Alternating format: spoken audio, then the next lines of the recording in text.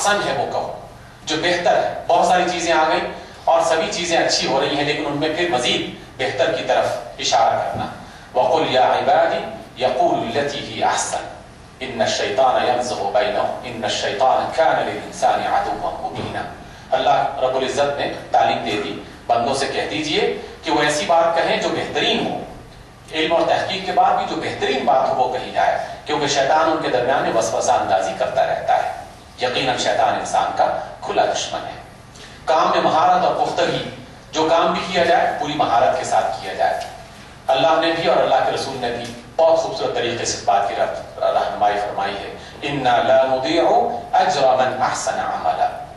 جس نے بہترین کام کیا یا بہترین طریقے سے کام کیا، دونوں معانی اس آیت کے اندر پوشیدہ ہے۔ وَأَحْسِن كَمَا أَحْسَنَ اللَّهُ إِلَيْكَ۔ اس حدیث پر اس آیت پر غور کریں گے تو بہت بڑا پیغام ہے، بہت بڑا میسج ہے۔ میں ایک چیز لکھنا چاہتا ہوں تو مجھے اللہ رب العزت کی ان عنایات پر غور کرنا ہے جو اس نے مجھے عطا فرمائے رکھی۔ آپ نے کام کرنا ہے تو آپ ان عنایات پر غور کریں، جو دماغ آپ کو دیا، جو دیکھنے کی صلاحیت آپ کو دی، جو سننے کی صلاحیت آپ کو دی، جو جان آپ کو دی، جو دنیا ہمیں دی، یہ سب کچھ اتنا اچھا اور اتنا خوبصورت ہے۔ تو جو اتنا اچھا اور بہتر دینے والا ہے، تو جب ہم بھی لوگوں کو کچھ دیں تو اس کے لیے بہترین کا ہی انتخاب ہونا چاہیے اور بہترین کام کے لیے ہی کوشش کرتے رہنا چاہیے۔ دیکھیے دو تین مثالیں، بہت ہی چھوٹی چھوٹی سی مثالیں آپ کو دیتا ہوں۔ حاجی خلیفہ ایک بہت معروف عالم ہے، ایک چھوٹی سی کتاب انہوں نے لکھی، لیکن یہ چھوٹی کتاب بھی بہت بڑی ہے، کشف الظنون کے نام سے۔ 50 سال صرف ان کی عمر ہے، بچپن بھی نکال دیا جائے، بڑھاپا بھی تھوڑا سا نکال دیا جائے، بیماری اور نیند بھی نکال دی جائے، کتنی مدت باقی رہتی ہے؟ 15,000 کتابوں کے بارے میں مفصل معلومات اس کے اندر موجود ہیں، اور 9,500 انسانوں کے بارے میں، افراد کے بارے میں مفصل معلومات۔ کون اس میں محدثین، مفسرین، لغویین، ادیب، نہ جانے کون کون سے افراد اس میں شامل تھے۔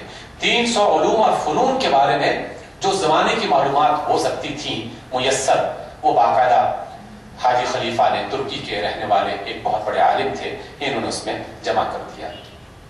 دیکھیے المقصود کتاب ہے فقہ حنفی کی، شمس الدین محمد السرخسی ہیں اس کو بیان کر، اس کو لکھنے والے، تحریر کرنے والے، تحریر نہیں کرنے والے بلکہ تحریر کروانے والے، املا کروانے والے۔ 30 والیومز پر مشتمل یہ کتاب فرغانہ کے شہر اوزجن میں ایک کنویں میں انہیں قید کر دیا گیا تھا، اور ساری کتاب اسی کنویں میں بیٹھ کر املا کرواتے رہے۔ آپ کے طلبہ کنویں کی منڈیر پر آ کے بیٹھ جاتے تھے اور وہ آواز سن سن کر اسے لکھتے رہتے تھے، اور اس میں مسائل اور مسائل کے دلائل، اور اس میں فقہ حنفی، فقہ شافعی، فقہ مالکی، اور کبھی کبھار فقہ حنبلی سے بھی آپ باقاعدہ استنباط کرتے ہوئے مختلف مذاہب کی تمام چیزوں کو دیکھتے ہوئے آرا دیتے رہے اور لکھواتے رہے۔ بہت ہی مقصود کتاب۔ صحیح محمد ابن اسماعیل البخاری، معروف ترین کتاب، اصح الکتب بعد القرآن، قرآن کے بعد سب سے بہترین یا صحیح ترین کتاب جس کو سمجھا گیا، موطا کے بارے میں اور صحیح امام بخاری کی صحیح اس کتاب کے بارے میں۔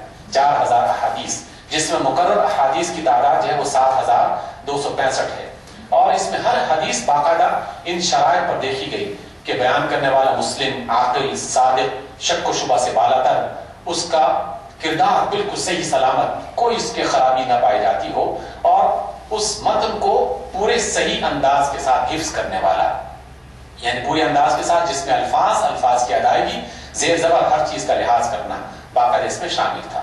جاحظ، عربی ادب کا ایک بہت عظیم الشان نام، ایک ایسا نام کہ جس پر عربی ادب قیامت تک فخر کرتا رہے گا۔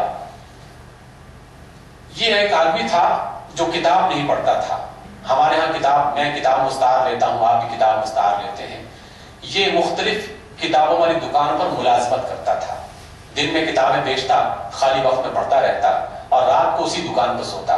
جب وہ ایک دکان پوری پڑھ لیتا تو اس کی ملازمت چھوڑ دیتا اور پھر دوسری دکان پر جا کے ملازمت اختیار کر لیتا۔ وراقین کی کتابوں کی کتابیں نہیں بلکہ دکانوں کی دکانیں اس نے پڑھ لی، اور پھر اس نے کتاب ایک نہیں بہت ساری کتابیں لکھی، 200 سے یعنی 240 کے قریب کتابیں انہوں نے لکھی ہیں، جن میں سے ایک کتاب صرف کتاب الحیوانات، کتاب الحیوان جو ہے زندگی کے بارے میں، جس میں زندگی کی مختلف مخلوقات، چرند پرند، درندے، حشرات، نبات، جماد، انسان، جن، کلام، فلسفہ، اعتقاد، نظریات نہ جانے کس کس موضوع پر. ہمارے استاد کہا کرتے تھے کہ تم کسی بھی موضوع کے بارے میں سوچو تو اس کے بارے میں کچھ نہ کچھ تمہیں جاہز کے ہاں ضرور مل جائے گا. ایک ایسا عبقری انسان اللہ رب العزت نے پیدا کیا. اپنے کام میں مہارت اور اس میں لگن، یہ کیفیت ان کے ہاں پائی جاتی تھی. لیکن جب آدمی کسی بات میں ماہر ہو جائے تو بعض اوقات وہ اپنے علمی فضل کو لوگوں پر روک ڈالنے کے لیے اس انداز میں بیان کرتا ہے کہ آسان سی بات مشکل بنا دیتا ہے، اور وہ یہ سمجھتا ہے کہ شاید یہ میرا کمال ہے اور یہ میرا فن ہے.